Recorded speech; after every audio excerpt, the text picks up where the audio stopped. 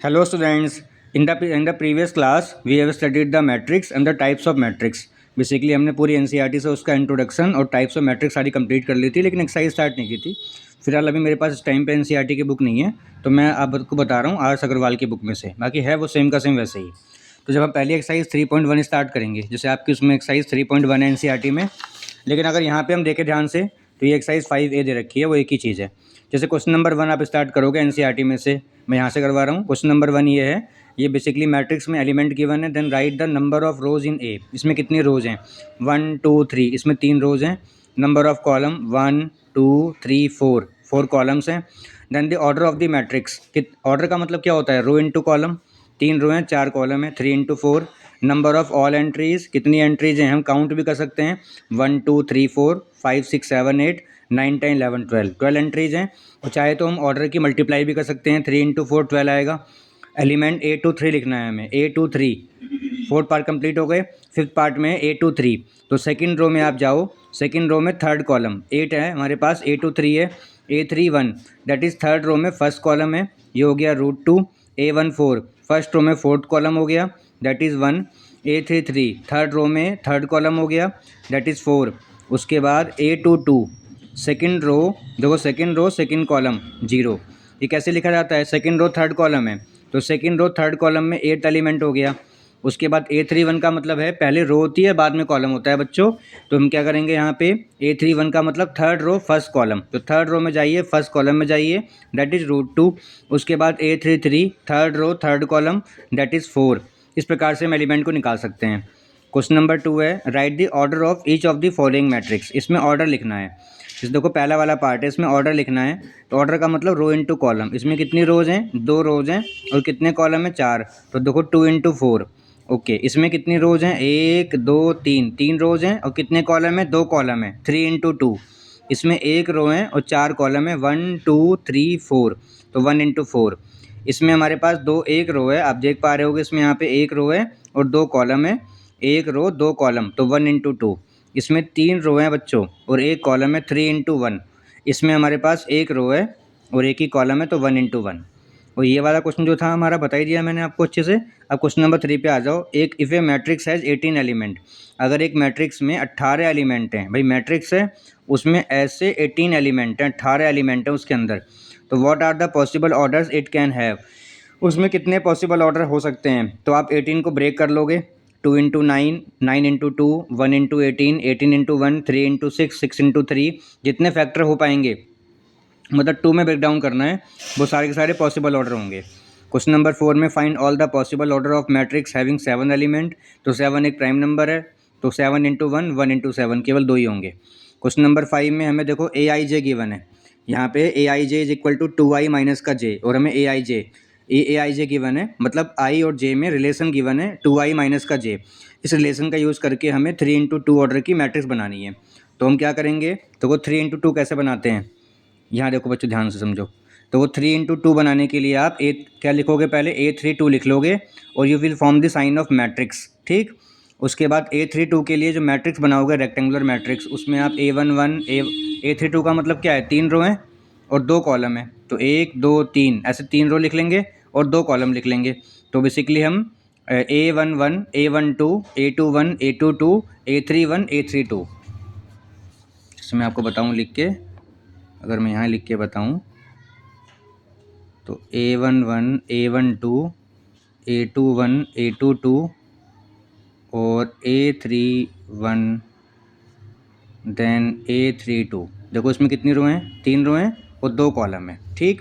तो बेसिकली ऐसे हमने कर लिया।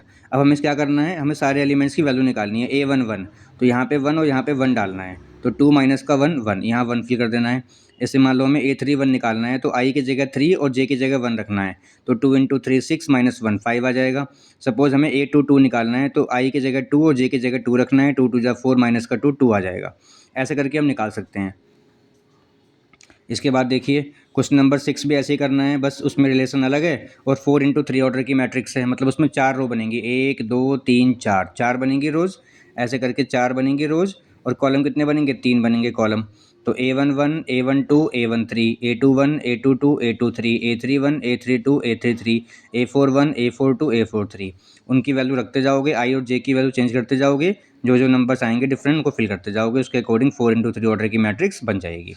क्वेश्चन नंबर 7 भी ऐसे ही करना है। 2x2 ऑर्डर की मैट्रिक्स तो आसान है, केवल 2 रो 2 कॉलम ही है। 2x3 ऑर्डर की मैट्रिक्स का मतलब उसमें 2 रो हैं और 3 कॉलम है, A11 A12 A13 A21 A22 A23 like this.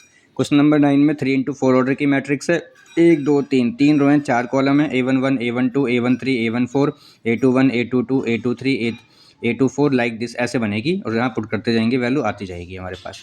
ये था बच्चों एक्सरसाइज 3.1। सारे क्वेश्चन लगभग ऐसे ही होंगे, 1-2 क्वेश्चन होंगे जो उसमें नहीं होंगे, वो मैं एनसीईआरटी में से करा दूंगा बाद में।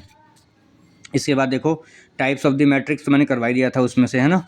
अब आज हम सीखते हैं कि कैसे हम मैट्रिक्स को ऐड करते हैं, how to add the 2 matrix. इसके बाद हम ऑपरेशन ऑफ द मैट्रिक्स है बच्चे। तो ऑपरेशन ऑफ द मैट्रिक्स से पहले है इक्वालिटी ऑफ मैट्रिक्स। देखो 2 मैट्रिक्स यहाँ पे इक्वल हैं, एक्स वाई जेड की वैल्यू निकालनी है, तो कंपेयर कर दो। Corresponding element of matrix 1 is equal to corresponding element of matrix 2, Y is equal to 5, Z equal में 3, एक्स इक्वल में 1, 7 7 की इक्वल है। ऐसे ये वाला क्वेश्चन है, एक्स माइनस का वाई इज इक्वल टू -1 और 2x माइनस का वाई इक्वल में 0, इन दोनों को सॉल्व कर लो, एक्स वाई की वैल्यू आ जाएगी। ऐसे यहाँ पे 2x plus Z is equal to 5 है, एक्स की वैल्यू डालनी है, यहाँ पे जेड की वैल्यू आ जाएगी, और जैसे जेड आ जाएगा जेड की वैल्यू यहाँ रखेंगे, डब्ल्यू की वैल्यू 13 के इक्वल करके आ जाएगी। मतलब एक पहला एलिमेंट पहले एलिमेंट के इक्वल होगा, फोर्थ एलिमेंट के इक्वल होगा। इसको हम इक्वालिटी ऑफ मैट्रिक्स कंसेप्ट कहते हैं। और बेसिकली है क्या ये basically corresponding element of matrix 1 is equal to corresponding element of matrix 2, इस पर बेस होता है ये। दूसरा, अब आते हैं बच्चे, हम सीखते हैं कि how to add the 2 matrix. 2 matrix को हम ऐड कैसे करते हैं। देखो सपोज ये है, एग्जांपल के लिए A B C हमारे पास है और हमें वेरीफाई करना है A plus B plus C is equal to A plus B plus C. बस ये क्या है, डिस्ट्रीब्यूटिव प्रॉपर्टी है। A प्लस बी में ब्रैकेट लगा रखा है, यहाँ B प्लस सी में ब्रैकेट लगा रखा है, बाकी है तीनों का एडिशन। तो पहले हम A प्लस बी निकाल लेंगे, ब्रैकेट में A और B को ऐड करेंगे। ऐड कैसे करते हैं, फर्स्ट को फर्स्ट एलिमेंट में ऐड करना है, सेकंड को सेकंड में, थर्ड को थर्ड में, मतलब जो जैसे लिखा होगा ऐसे ऐड करना है। करस्पॉन्डिंग एलिमेंट में ऐड होगा, 1 + 3 4 हो गया, माइनस का 2 + 1 माइनस का 1 हो गया, 5 + 0 5, ऐसे करके ऐड करते रहे। उसके बाद C को ऐड कर देंगे इसमें, A प्लस बी का जो हमारा आंसर आया, ये आया आंसर, उसमें हमने C मैट्रिक्स को लिख कर ऐड कर दिया, फाइनली ये आया। अब हम राइट हैंड साइड पे आते हैं, तो लेफ्ट हैंड साइड थी हमारी, राइट हैंड साइड में ब्रैकेट किस पे लगा हुआ है, पहले B प्लस सी पे, तो पहले B प्लस सी को सॉल्व करेंगे।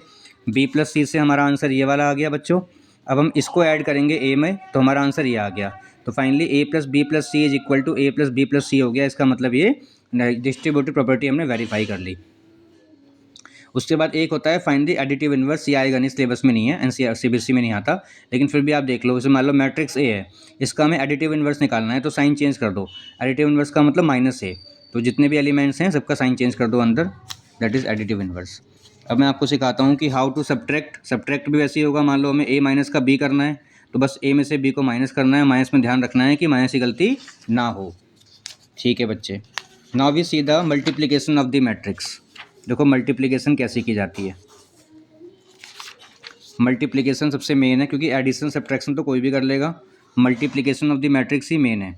सपोज ये हमारे पास 2 मैट्रिक्स गिवन है और हमें find A B does B A exist, A B निकालते हैं, तो ए इंटू बी की मल्टीप्लाई करते हैं। ये समझना बहुत ध्यान से। देखो ए मैट्रिक्स का ऑर्डर कितना है, 1 2 3, और कितने कॉलम है, 2। तो बच्चे यहाँ पे ध्यान समझो, 3 × 2 ऑर्डर की मैट्रिक्स है, इसमें 2 रो 2 कॉलम है, 2 × 2 ऑर्डर की मैट्रिक्स है। तो फाइनली 3 × 2 2 × 2, 2 मैट्रिक्स का ऑर्डर लिख दिया मैंने। मैट्रिक्स मल्टीप्लिकेशन का रूल ये होता है कि जब हम मल्टीप्लाई करते हैं ना, तो उससे पहले हम ये देखते हैं, पहले तो हम दोनों का ऑर्डर लिख लेते हैं, इसका भी ऑर्डर लिख लिया, इसका भी ऑर्डर लिख लिया फर्स्ट ऑफ ऑल। सेकंड क्या देखते हैं कि फर्स्ट वाले का कॉलम और सेकंड वाले का रो सेम होना चाहिए। देखो दोनों सेम है, तो अगर दोनों सेम है बच्चे, तो इसका मतलब ये 2 और ये 2 कट जाएगा, ये वाला 2 और ये वाला 2 कट जाएगा, और हमारा आंसर 3 × 2 में आएगा। अगर दोनों सेम ना होते ना, तो मैट्रिक्स की मल्टीप्लिकेशन भी पॉसिबल नहीं होती। तो आंसर हमारा 3 × 2 में आएगा, उसमें 3 रो 2 कॉलम होंगे। अब मल्टीप्लाई कैसे करनी है वो देखो, फर्स्ट रो की मल्टीप्लाई करनी है फर्स्ट कॉलम में, 2 × -1 माइनस का 2 प्लस लगाना है बीच में, पहले फर्स्ट एलिमेंट की मल्टीप्लाई फर्स्ट एलिमेंट में, मतलब फर्स्ट रो की मल्टीप्लाई फर्स्ट कॉलम में, तो 2 × -1 प्लस -1 × 2, देन फर्स्ट रो की सेकंड कॉलम में 2 × 3 प्लस -1 × 1, ऐसे सेकंड रो की फर्स्ट कॉलम में 3 × -1 प्लस 4 × 2, थर्ड रो की सेकंड कॉलम में 3 × 3 प्लस 4 × 1, थर्ड रो की फर्स्ट कॉलम में 1 into -1 plus 5 into 2, third row की थर्ड कॉलम में 1 इंटू 3 प्लस 5 इंटू 1। इन सबको ऐड कर देंगे, ये हमारे पास आ गया। आप चेक कर सकते हो, उसमें 3 रो हैं और 2 कॉलम है, तो आंसर 3 इंटू 2 में आया। ठीक, ये ए बी का आंसर है। अच्छा, अगर मैं आपसे पूछूं एल्जेब्रा में पूछूं मैं आपसे 3 इंटू 2 कितना होता है 6, और 2 इंटू 3 कितना होता है 6। तो एल्जेब्रा में ए बी भी 6 है और बी ए भी 6 है, मतलब एल्जेब्रा में ए बी और बी ए का प्रोडक्ट सेम होता है, इसका मतलब वो प्रोडक्ट कम्यूटेटिव होता है। लेकिन मैट्रिक्स में ए बी और बी ए दोनों अलग अलग आते हैं, इसलिए matrix product is not commutative. ये भी क्वेश्चन मल्टीपल चॉइस है, एग्जाम में पूछ लेते हैं। तो आप सपोज करो मुझे बी ए निकालना है, मान लो मैं ट्राई करता हूँ बी ए की मल्टीप्लाई हो पाएगी।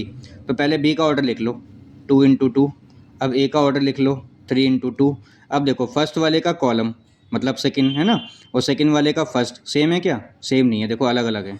और भाई अलग अलग है ना, अब मल्टीप्लाई पॉसिबल ही नहीं है, इसका मतलब बी ए की मल्टीप्लाई पॉसिबल नहीं है। उसने पूछा था कि क्या बी ए एग्जिस्ट करेगा, नहीं, no B A does not exist, इसीलिए matrix product is not commutative. बाकी का जो है नेक्स्ट मल्टीप्लिकेशन देख लिया हमने, मल्टीप्लिकेशन के बाद है properties of matrix, symmetric, skew symmetric, ठीक है, invertible, non invertible, singular, non singular matrix, matrix exist inverse exist करेगा कि नहीं करेगा, वो सब कुछ हम नेक्स्ट क्लास में देखेंगे। यूनिक मैट्रिक्स, उसके बाद exactly one solution, consistent matrix, inconsistent matrix, और जितनी भी चीज़ें रह गई हैं सारा का सारा वो चैप्टर नंबर 4 डिटर्मिनेंट में इसका एक्सटेंशन होगा, वहाँ देखेंगे हम। ठीक है, इस वीडियो मेरे चैनल को सब्सक्राइब करिए, इस वीडियो को मैक्सिमम स्टूडेंट्स तक पहुँचाइए, शेयर करिए और वीडियो को लाइक करिए। Thank you.